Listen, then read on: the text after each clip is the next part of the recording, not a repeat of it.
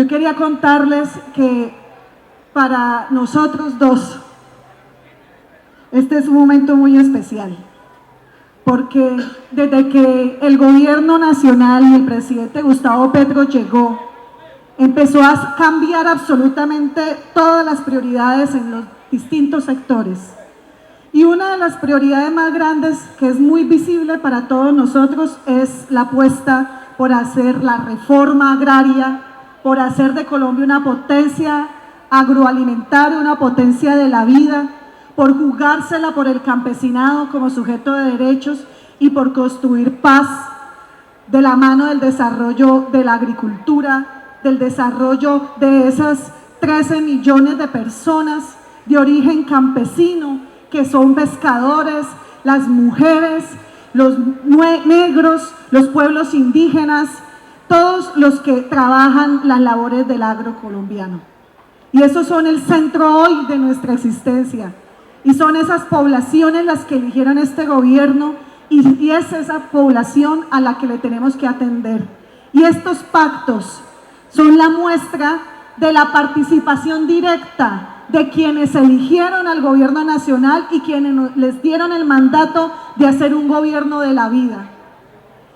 Y siempre hemos venido hablando con el ministro de las Culturas que era importante trabajar conjuntamente.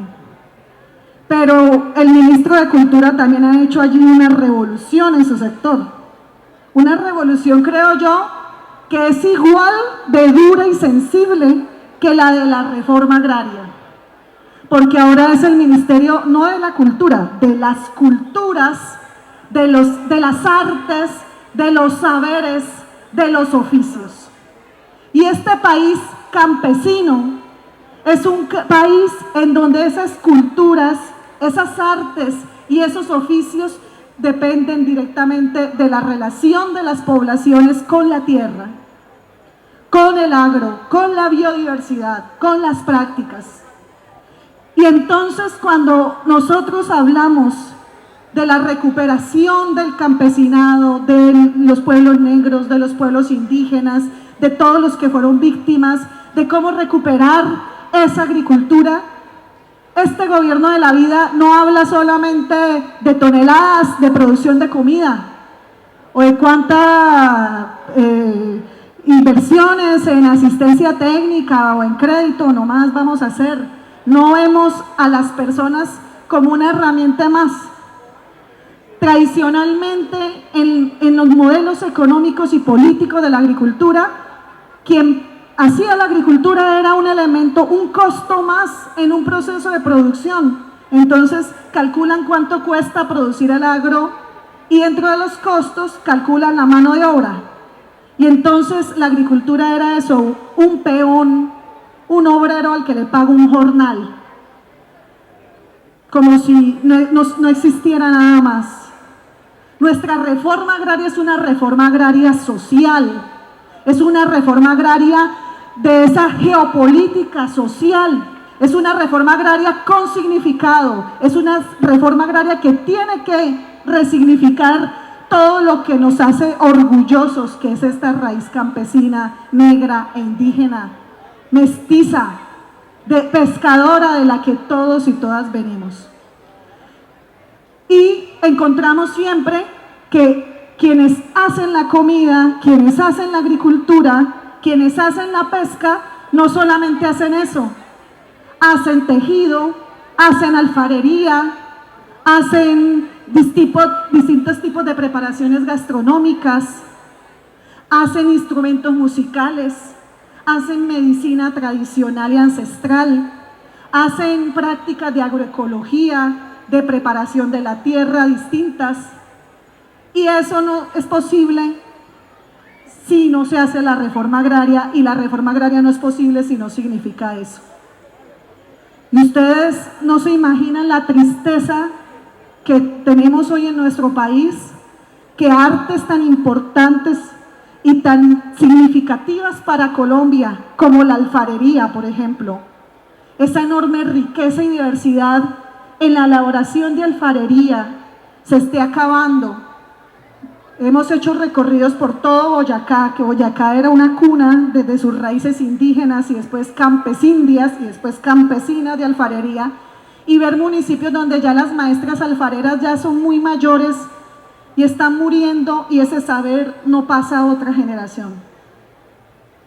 Pero también estamos viendo con preocupación cómo hay instrumentos musicales que se elaboran con algunas materias primas de la agricultura y de la biodiversidad que ahora ya no se elaboran porque hemos acabado con esas especies, con esos instrumentos.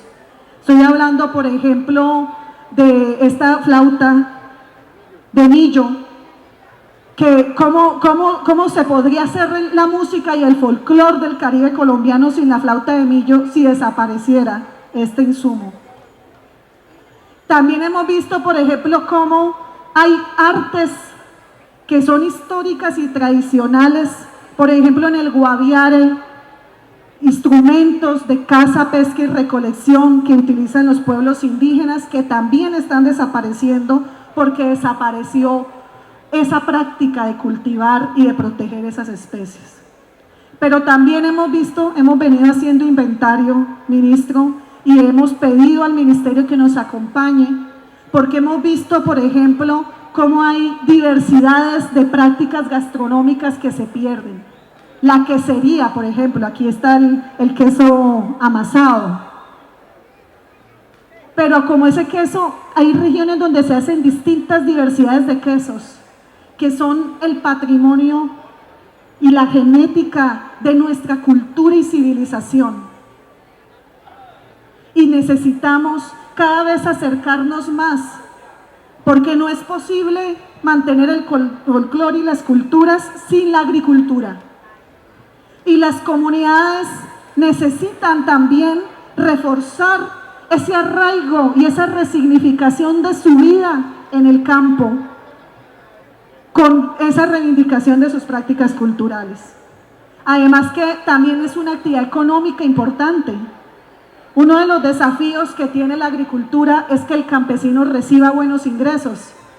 Y si puede hacer folclore, y si puede hacer gastronomía, y si puede hacer instrumentos musicales, y si puede hacer alfarería, tejidos, música, pues tenemos el éxito garantizado. Entonces, hoy es el primer acto en el que estamos conjuntamente el Ministerio de Culturas y el de Agricultura juntos, porque la reforma agraria es imparable y la manera de animar a las comunidades a que se sumen a esta reforma agraria es a través de estos valores de la felicidad.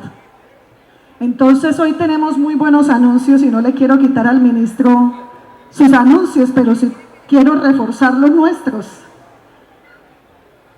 En la apuesta que vienen haciendo con Tuchín, en la escuela taller de artes y oficios, y me lo puse por eso, de nuestro insignia nacional, nuestro sombrero volteado,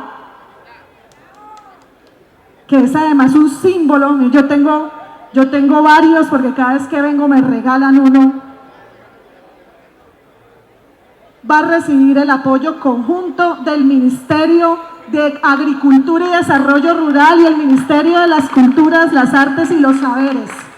Y para que la escuela pueda desarrollarse, esta escuela contará con compra de tierras de la reforma agraria para que hagan no solamente la escuela, el taller, la práctica, sino la siembra de cañaflecha, para que las comunidades artesanas, tejedoras, las comunidades zenú, todos los que saben este oficio, se animen y mantengan esa cultura, porque esto no es una labor tampoco solamente espiritual y emocional, que es bastante, sino también rentable. La diferencia entre el ministro y la mía es que a nosotros todo es números, todo es la economía. Entonces, claro que sí, compramos las tierras que necesiten para que siembren la cañaflecha. Pero además, ministro, le ofrezco esto. El Centro de Agrosavia en Turipaná, aquí en Córdoba, ya tiene 32 accesiones, es decir, 32 distintas posibilidades de caña flecha. Tenemos 2 hectáreas sembradas y una investigación muy larga sobre la preservación del germoplasma de la semilla de las cañas flechas. Se la prego a usted y a sus escuelas, talleres de artes y oficios para que el sombrero volteado se desarrolle y se asegure el desarrollo de la caña flecha, para que las comunidades productoras produzcan la caña flecha y entren en esta cadena de trenzado y transformación del sombrero volteado. La única condición es que los dueños son los productores, agricultores, artesanos, los asociados a su escuela taller. Y aquí también con el alcalde de San Pelayo. Alcalde, me ha dicho, ministra, aquí nosotros también tenemos una serie de necesidad de acceso a tierras, de desarrollo del ñame, de la yuca, del maíz, y además el ñame y la yuca se comen con los quesos, con el suero atoyabuey, con el desarrollo de la leche.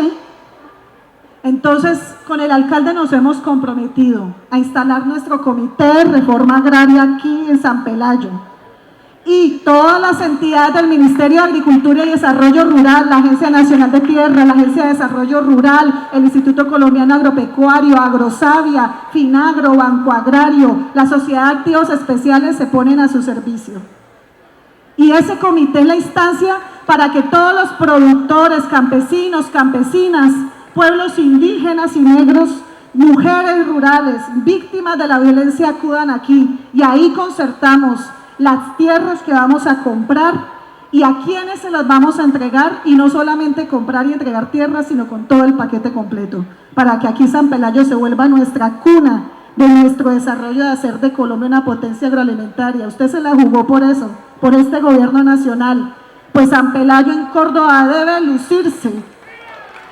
San Pelayo, potencia agroalimentaria del Caribe y de Córdoba. Muchas gracias.